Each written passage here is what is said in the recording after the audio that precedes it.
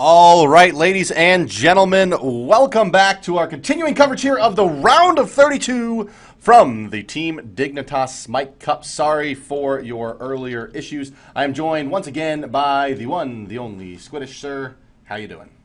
I am pretty good. Yourself? I would prefer to have 100% server uptime, but it's not always the case. But we do have another round of 32 matchup to bring to you guys. A quick update, SK won their round one matchup, as did Team Dignitas, both of them moving on. We're going to take a look here at Blejoi, which I'm sure means something in a language that I don't understand, versus Food Gaming. Do you recognize any of these players? They all look new to me, Squiddish.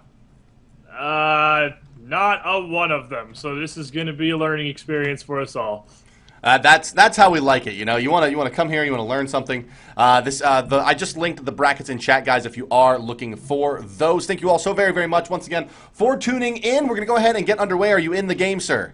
I am. We paused at 18 seconds. Indeed we have, so let's go ahead and get it underway, ladies and gentlemen. This is going to be Blejoi versus Food. We don't have the bans for you, unfortunately. I apologize, but they look to be fairly interesting ones. Hunbot's probably banned out here, but we see Isis and Thor both in play. Anywho, allow me to please quickly introduce your teams on the left side of your screen. They are the blue team, the bottom of your minimap. They are Blejoi Gaming, Vampire 2526, Motalanu, Bomb, Alec Lasor, and Colonel. I'm guessing, or Coconel. I'm going to say Colonel because that's a strange word spelled in English. Also, they'll be playing in order Ra, Guan Yu, Amir, Fenrir, and Anher. Over on the right side of your screen, they're the red team at the top of your minimap. Ladies and gentlemen, Food Gaming! They are Mashran, Rexario, Goswin, Obzi, and Maywood, who I do actually recognize. I think Rexario and Maywood. They are playing in order Sobek, Odin, Isis, Apollo, and Thor. And what do you think about the team comps we have coming out here early, Squiddish? Well, I think this is the first time, in about as far as I can remember, that I have not seen Isis banned out. So it is going to be interesting that she is actually going to be allowed to play the game. And assuming she's going to be going mid lane up against Ra, Ra's start with Doom Orb is a little bit interesting just because Isis is so ridiculously powerful, and because they have a jungle Thor who has such effective ganks, and Ra has no real escapability. So I think it's a really, really risky move, but we're going to see if it pays off in the end. Oh, geez. This game, okay, good, it did update. All right, I was getting worried there that maybe it didn't. But, so, take a look at the early item loadouts here. We have a couple Hand of the Gods on both teams. In fact, Food going pretty lean here with just the Hand of the Gods. So we are going to see, of course, a showdown at both the left and right side XP camp. Looks like it's going to go in favor there of the gentleman of Food on the right and the left, in fact. So they take about a 300 early game gold advantage. Our mid lane match is going to be Ra versus Isis. So that means Poseidon was banned, and I really like that banning thing coming out. It looks like to me Foods, has that little bit of an advantage. Thor and Apollo, both very strong global presence. Sobek, Odin, top tier tanks, and Isis in the mid lane going against that Ra. Looks like they've done a nice job. Very powerful composition, but on the other hand here, we do also have Fenrir as their jungler, which is one of the most powerful jungling gods right now, as well as Guan Yu, Ymir, and, of course, Anher, the AD carry to end all ranged carries. So, I mean, it's not like they're in a horrible position, but they are going up against... It's a very strong comp on both sides. This could easily go either way, just judging by gods alone. Yeah, I'm a big fan of this mid lane matchup. However, I think that Isis, this is very well picked to ban out the Poseidon and get the Isis is very, very good news for them. Isis definitely has quite a bit to say to this Ra. It is the battle of the bird ladies, however, or bird man, bird lady, both of them from the Egyptian pantheon, as it were, But let's go ahead and talk about what we also see here is that they've put the 2v2 lane in the long lane for both teams. No tremendous surprise there either. It's going to be the Amir on her go against Sobek, Apollo. Neith, of course, probably banned out in this game. You don't see her picked up. I think I give the small edge to on her and the Amir, but Apollo certainly has that global presence, which has been so highly prioritized recently. And 2v2 is actually in the short lane this game, which is a bit of an interesting decision. I'm sorry, yeah, the short lane, yeah. I would definitely say that I would give the edge to the Ymir on her in this dual lane as well, because Apollo just doesn't really have anything to take hard advantage of the Sobek throws like Neith and on her would. He can't really set anything up other than a couple hits. He doesn't have any way to hold them there. So it's kind of a lost advantage they could potentially have had with that Sobek, while Ymir on her have got CC for days, and it's something they're never going to run out of, and it's something they're always going to have on their side. It's an advantage they're going to keep with them. Thor has very aggressive positioning here in the mid lane. Ra's actually going to back. Looked like he had a small opportunity to go in, but elects not to take it. So go ahead and head back to this right side lane action. We also, worth mentioning, the new Sobek effects and skin coming together here, and he's looking awful purty, if I do say so myself. But yeah, I mean, to that point, Apollo, when he does get those gods out of position from his Sobek, obviously he can mez, but that doesn't really bring that much to the table in terms of additional burst damage able to be put out. Sobek, of course, has quite a bit of disrupt of his own. Really what this team can do is interrupt you from using abilities, especially anything that has a long cast time. Sobek and Apollo, between the two of them, have not only the double knockup from Sobek, but also the knockup from the Apollo through the dash. But in a lot of trouble here is your Sobek with that wall, barely going to miss. Apollo trying to stand and do his damage. The Anhur is taking a tremendous amount of minion damage.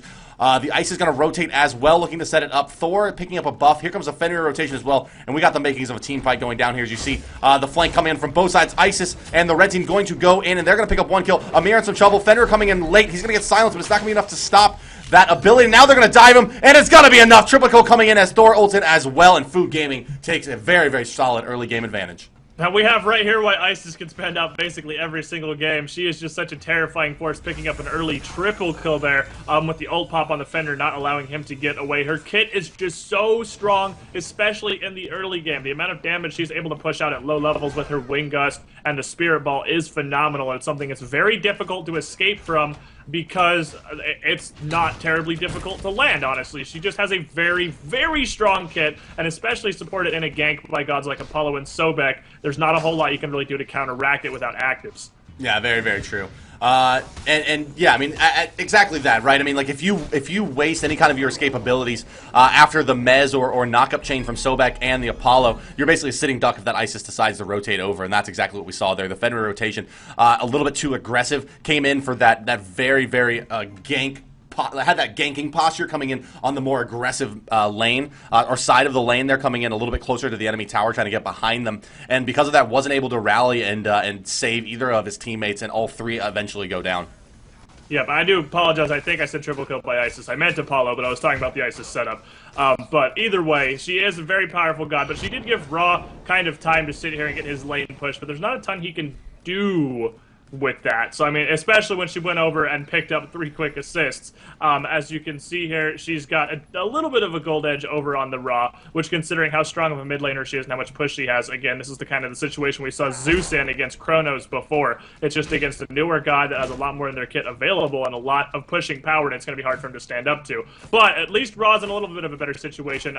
Well, he might be overall, but not in this exact moment as the ult comes out from Isis. The wall is not properly positioned to block him off, though. Fender picks up with his ult, beats it, but the laser beam is going to be enough to put him down. That was a quick reaction by Thor with his beams, but it's just not enough.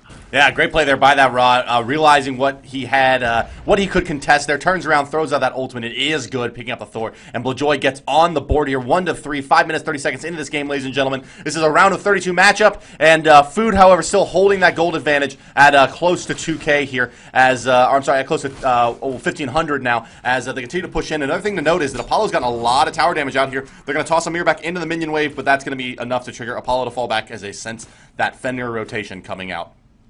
And that is kind of what we were saying before. I mean, there's just not a whole lot he can do with the Sobek throw. The Mez is a Mez, and it's disruptive, but I mean, you're already being disrupted from the throw. You're already going to be interrupted from whatever you were doing, and it's not going to hold someone down like a hard stun or a root like Neath has to allow you to just go ham on them while they're out of position and in the middle of the minion wave. We see Thor. Isis looked like she was going to rotate, but I guess not. Thor is over in the left jungle here, so we might have a little bit of action in either left or mid lane, because the junglers are both fairly close together in the left jungle, and I'm expecting someone, hoping someone is going to jump in and lay down some murder here pretty soon.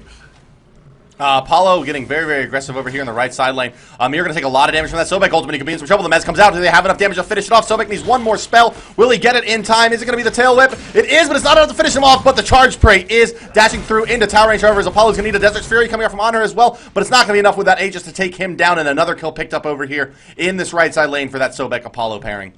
That was a pretty fantastic play. That Aegis is just enough to hold off. I mean, all you really need is to eat half the Desert Fury, and he wasn't going to go down to that. He had just a little bit too much health. I think that was more of a pop, just hoping he could make something happen more than actually expecting to get a kill, just kind of to push him off of his tower, because Apollo's health was just a little bit too high.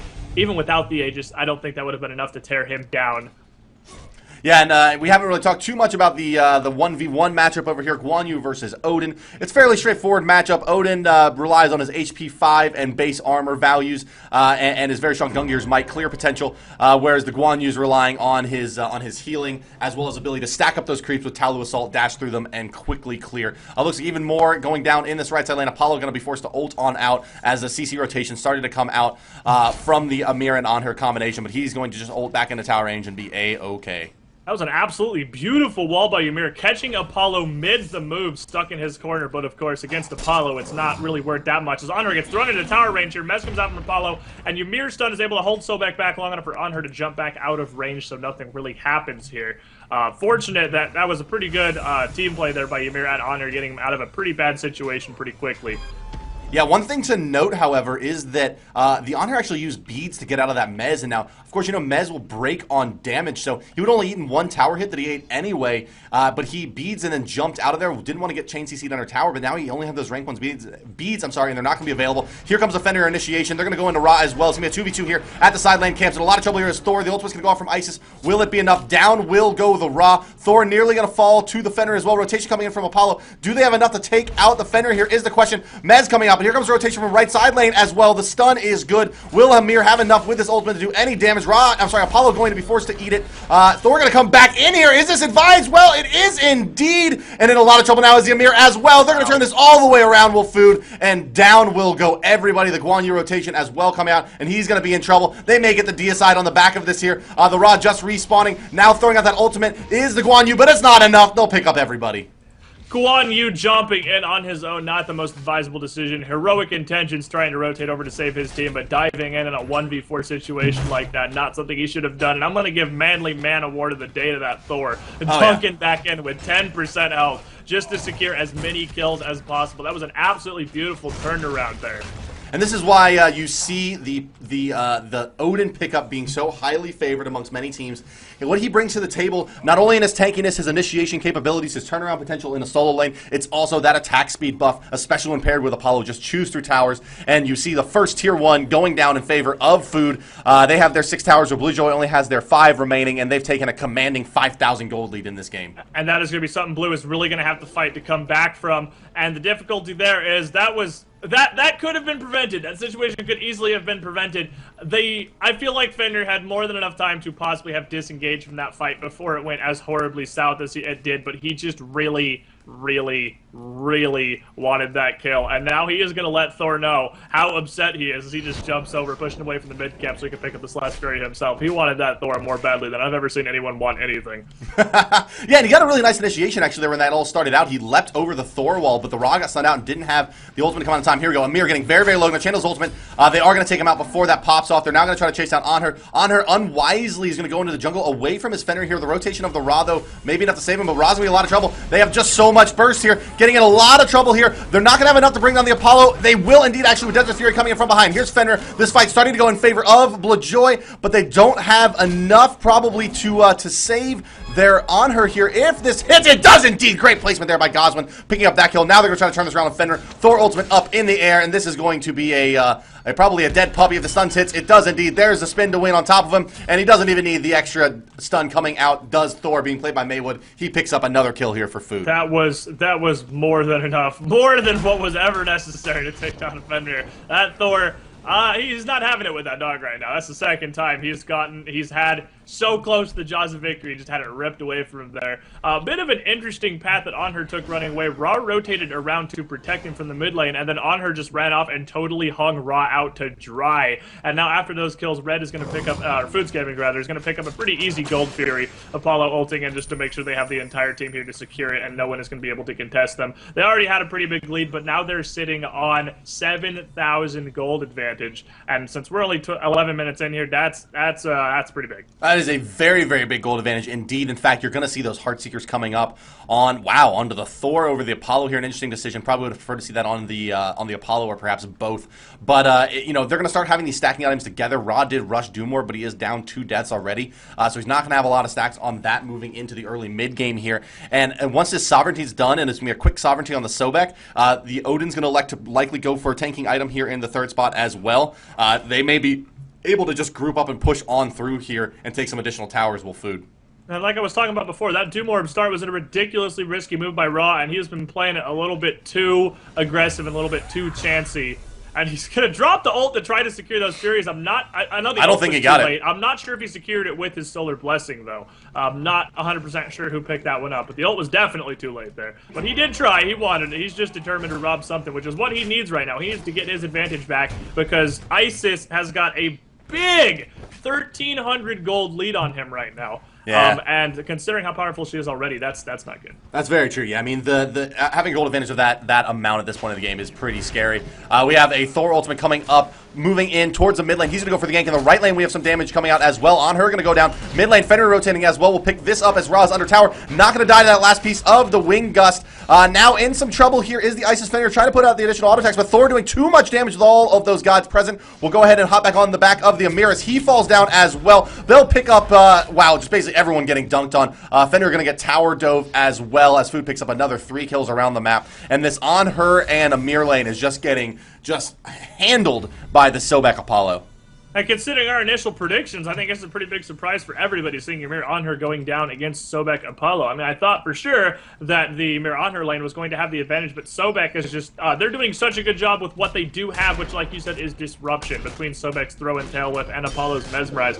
They're just canceling everything. I mean, everything Ymir and On Her try to do, especially Ymir, because he's got a bit of a slow animation on basically all of his abilities, is just getting shut down. And the On Her's getting isolated. They're managing to keep Ymir away with all the disruption they have, and they're being able to pick up those kills one at a time. I think that Blejoi may have bitten off more than they can chew here up against Food. Looks like, yes, it's just not going to be food for them, that's for sure. One thing I want to note also that we saw on camera that was going on during some of those earlier initiations was you saw the Fenrir actually rotate over here and try to pick up a kill onto Odin with the Guan Yu, and that's really what Odin brings to the table, is that he got down to about a third health with 2 gods using their ultimates on him and bringing him pretty far out of position and wasn't able to convert that kill. Speaking of that, Apollo very, very deep here. Of course, he does have very strong split push potential, and here comes the ultimate, and he is out of there just fine. Not enough burst with the rest of the gods jungling, but here comes the gank squad moving in from Food. They're going to go onto the On Her. He's going to try to leap out. It's not going to be enough. Silence and stun combination coming out. He's going to walk out of there. They don't have the follow-up because of that stun, but Fenrir is getting way too deep. He's going to get bursted down. It looks like any moment here as he tries to go in on Apollo. So beautiful should come out through this wall to pick him up. No, looks like they're actually going to have to die for him a little bit here, but it should be a fairly straightforward kill, and there it is indeed. Here comes the counter rotation from Blejoi. I'm not sure that they have what it takes to turn this fight around, however. In the backside, Guan Yu and Isis are fighting it out. Amir taking some damage here. Maybe wants to stay in. Sobek's going to charge prey the Amir back, but that's going to be a free wall for him. And now Thor a little bit out of position, but that stun's going to hit too. A lot of burst damage going to come out here. They're going to go through On Her like butter. Guan Yu trying to make his way out. That stun's going to be too much. Surrender vote coming out from Blejoi. Will it be enough to take the game down on the back of that double kill from the Isis? Doesn't look like it's going to pass here. They may elect to stick it out, but Fu taking that 19-2 advantage. Squiddish at 15 minutes 30 seconds is a 10,000 gold advantage and pretty strong position. That's getting pretty hairy right now, and that was really, I mean, Fenrir just got cut out very bad there. He zigged when the rest of Blejoi zagged, and he got cut out absolutely by himself, which could have been a good thing because he drew the entirety of Food away, which could have allowed the rest of his team to escape, but they decided to juke back around into the fight, which, considering it was they were outmanned, outgunned, and that was just the losing proposition, I feel like they should have taken the opportunity Fenrir gave them to get home, heal up, and just get back into a good defensible position. Instead, they stuck themselves out a little bit too far. Ymir kind of overestimated how beefy he was, and they were all torn down. Went through butter Ymir like butter, except he's not butter Ymir. He should be. Yeah, he's not quite buttery enough yet, but and on the back of that all, Odin's going to get a lot of free farm in this lane and even put some nice damage onto that tower. Rock could be in trouble again here, it looks like, as the pursuit is coming out now. The Thor ult and the Apollo ult up in the air, and that is going to be a very dead Ra. They're now going to look to turn it around as well onto the Fenrir. He's going to be forced to ult, but it may just be 2 damage from Wing Gust. Indeed it is. The So Beautiful actually picks him up, and down will go that Fenrir yet again, and he just hasn't been able to get anything going so far in this game. And in the meantime, Odin was able to tear down Blejoi's left tower as well, so not only did they just lose 2 more deaths, making it 2 and 21, they lost yet another tower, so they pushed back to their tier 2s in every single lane. And Food's pretty much got a free shot at the Fire Giant now. I mean, there is nothing Blejoi is going to be able to do to contest this at all. So as if they needed more advantages, Food is going to have the super weapon steamroll around. At this point, they are just pretty much going to go roam crazy. They've already been doing it for a couple minutes. They can go where they please. No one's going to contest them. That's just, they have nothing to, Blejoi's really got nothing to fight back with. Yeah, they've taken out Here Has Food, all the Tier 1 towers on the map from Blejoi. Also, I'm learning now, Blejoi is a town in Romania, so perhaps these are some residents of the lovely Principality of Blejoi. We'll, I'm sure, find out perhaps a little bit later, but... or Romania, or... yeah, it looks like Romania. It is a town in Romania. I'm sorry, I may have not said that. But, you know, Guan Yu did push up pretty far. He's going to get some decent farm for himself. They made some nice room for him to, you know, get something under his belt. But with that Girdle of Might 3... You know, I just don't think that's the right itemization here. Probably would have preferred to see that Hand of the Gods come up to rank 3 so they had some way to contest these objectives that really are kind of free right now for foods with their not only higher farm, stronger lineup, but also their Hand of the Gods 3. Really no hope for Blejoi to contest a Gold Fury or Fire Giant attempt. And with their 12k gold advantage, obviously, like you said, they're not going to be brute forcing it. They're not going to go in there, start a team fight on the Fire Giant, and be able to walk away with an easy win there. I mean, they could potentially, if they can synergize together really well, might be able to turn a team fight at one of the objectives, but so far it looks like there's just been a bit of a communication issue with Blejoi. It looks like everyone, to an extent, kind of has their own idea of what they're trying to do in any given fight. We've seen people splitting off and getting isolated very easily without any real effort from Food here. So if they can pull together and make something happen as a team and throw down 1 or 2 really good team fights, I mean, they could still definitely come back from this, but they're in a pretty deep hole as it stands. Yeah, and it looks like they want to continue to initiate a little bit here. The Sobek zoning them out, but they're going to go ahead and turn around Wolf Foods and look to take out this Gold Fury. They pick up the Guan Yu, and that's a big part of their ability to contest these objectives. And without that ultimate available and really 3 gods on the right side of the map, this is a pretty free Gold Fury. And I would expect them to just go ahead and push straight down the mid lane here. That's, I'm sure, what we're going to see with the Fire Giant buff hanging out on all 5 members of Food. I would be very surprised if they don't take this one just down the middle and run it on home. They've got a lot of push power. They've obviously got the numbers advantage in every possible way. That Heartseeker on Thor, he's going to be putting out so much hurt. He's going to just run right through people, as is the Isis, who looks like she's picking up the Gem of Isolation just for additional kill securing. They are going to be... Blejoi is definitely on the back foot here, and is going to have to mount some sort of supernatural miracle defense to hold Food back for any real amount of time here. Yeah, we have the Amir positioning here. It looks like they want to try to maybe take a fight, but it looks like he's been spotted out, and this could be a very, very dead Amir. He was trying to set up for that blink ult. I'm sorry, that blink positioning in for that stun to set up the rest of the damage, but it's just not there. His wall looks like it will be good enough, but the Thor spin to win is coming out on his back, and down he will go. Fenrir doesn't pick anyone up, and he's going to go down as well. Another surrender vote coming out for Blejoi here. Will it go through this time? It will indeed, Squiddish, and Food will take this one 24-2. That's going to be a good game. Near the end there, that Isis ultimate nearly one-shotted Fenrir, doing over 3/4 of his health in a single burst. I mean, at that point, they just could not stand up to the amount of farm and the amount of damage that Food was able to put out. Yeah, and so down go Team Blejoi in the round of 32. And really this one, I wouldn't be surprised at all here, taking a look at the damage chart to see Thor really high up there. Indeed, putting on 8,100 damage here. But wow, really Apollo, the star of the show here, 11,500 damage coming out on top of his 850 structure damage. Doing a really, really nice job making sure he was getting that player damage down, and picks up 11 kills for his treble. It's actually relatively surprising. I was expecting Isis to be the topper of the damage charts today just because of how much she had in AoE and how many times she was just bombing on teamfights with her ultimate. But Apollo doing more behind the scenes than we realized, I guess, just laying down just so much raw damage he's able to put out just with his auto attack. I mean, obviously, ranged carry was able to overcome the amount of damage that even Isis was doing, which I find a bit surprising. I don't know about you. Yeah, I mean, speaking of raw damage, Ra only putting out about 4,800 damage on par with his Fenrir, and just a bit behind his on her.